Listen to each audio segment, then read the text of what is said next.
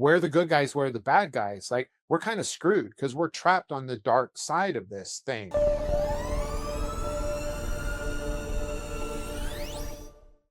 So this brings up maybe the most fundamental question, which is why has the U.S. government, prime aerospace contractors, international organizations, according to you, why have they been systematically using these psionic assets, using other kind of machinery-based attraction techniques to attract these UFOs? They said that they were able to take some very small samples of the material. I'm not an expert in chemistry, but I guess the isotope ratio or the mixture of elements, they concluded it was not made on Earth. So I mean, it sounds like we have, by your account, and again, this is fully speculation. I realize you don't know this, but like thousands of UFOs? Because The problem is saying we. That's a big problem uh because who's we? We don't have shit. Most of this stuff is kept in very niche private aerospace. And this is why the government doesn't quite have a handle on it. This stuff, and the only reason I can say this is because I know how our operations work. Like, nobody knows what I do on a daily basis. Even my middle leader, I could go out on the range and have a particular day or have an interaction or have something happen. Nobody in Washington, D.C. knows what the hell I did that day.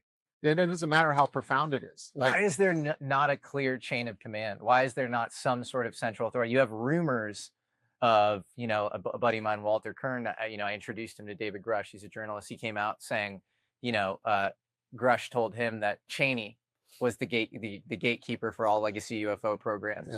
yeah. Like you have these people who do seem to be at the top. You hear rumors of Kissinger. Of our ignorance is the assumption that there's some functional structure in place. There's not. There's not. And Why isn't there?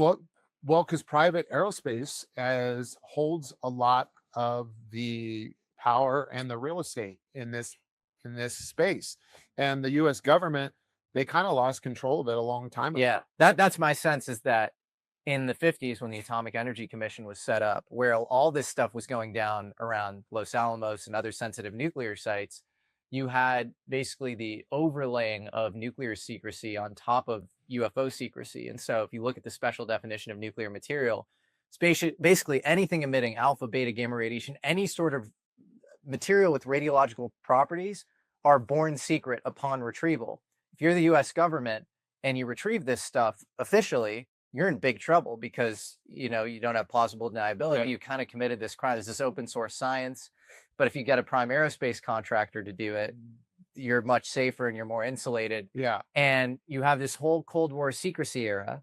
And I think what we have now is kind of a cargo cult of that Cold War secrecy. Yeah. It's this structural overhang that is completely anachronistic and actually makes no sense from an American national defense or security standpoint. And it's not like they train, like I wasn't even told that. Like, nobody told me that's the structure I'm working under. I had to find out the hard way. When the New York Times article came out, like 2017, it was really about then things started getting really weird for us.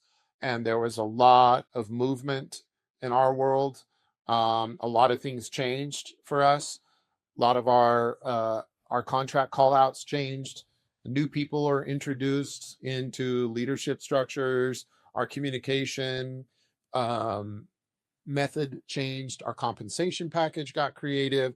And just knowing the way this world works is, because it's so heavily compartmentalized and because we operate as a hidden hand, that's one of the primary benefits of the service we provide.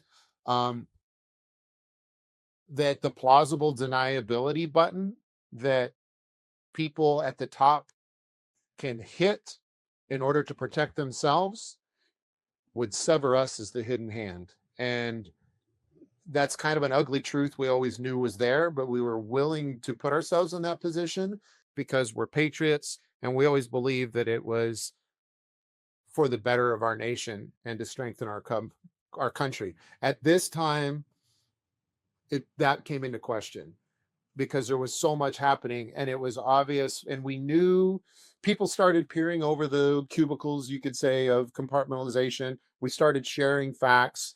We started putting together the best we could, the broader picture of of what's going on here, because everyone had a little piece of the puzzle. And the guy you're talking to today sitting here, and the reason I can talk broadly about this is because my view and understanding of this has like double, quadrupled, if not more, just in the last 5 years than it had in the previous 20, because of all the team building and correlation and the networking going on with trusted individuals like some of our mutual friends to try and figure out what the hell's going on, not only like to answer the questions of like to what extent does our country have advanced technology, how much of it is non-human, but to what extent has our government become compromised, and how much are we at risk? Like, where are the good guys, where are the bad guys? Like, we're kind of screwed because we're trapped on the dark side of this thing. Like, the military industrial complex, or the deep black state, is not this evil empire full of like Darth Vaders. Like,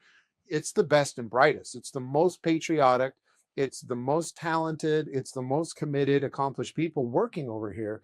And 99% of what goes on, this nation benefits from, and is what makes the nation great and powerful, is because of the fruits these institutions and private companies and the people that work there provide.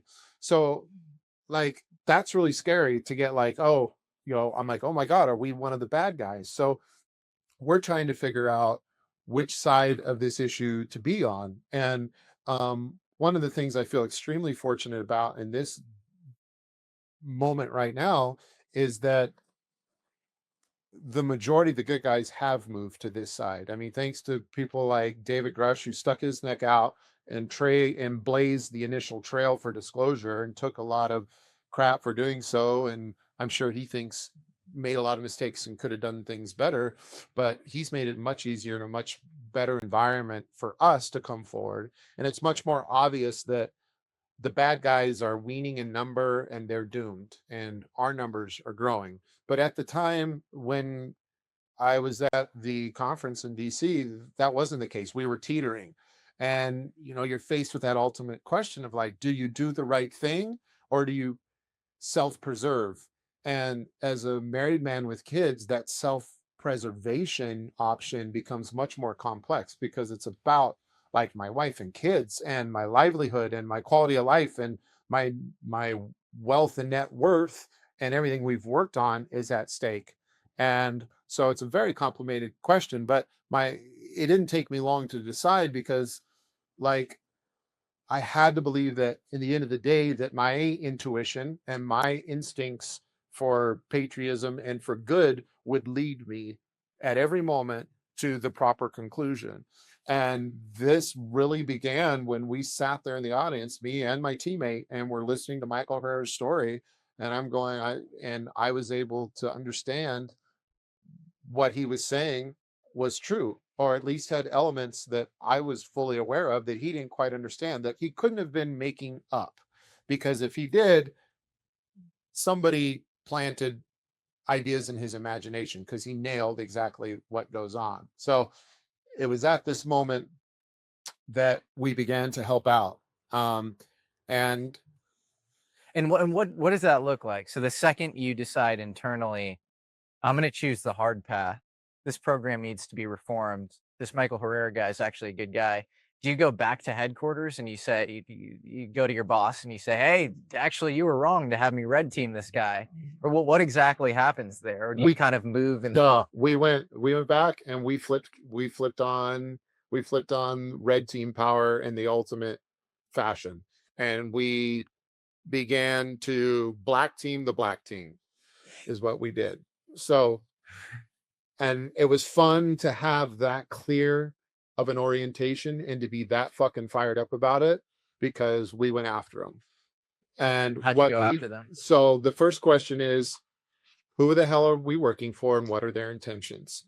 This was happening at a time we were set out to recover some sensitive information that was believed to be kept on some tough books, Panasonic tough books. This was in the last 4 years.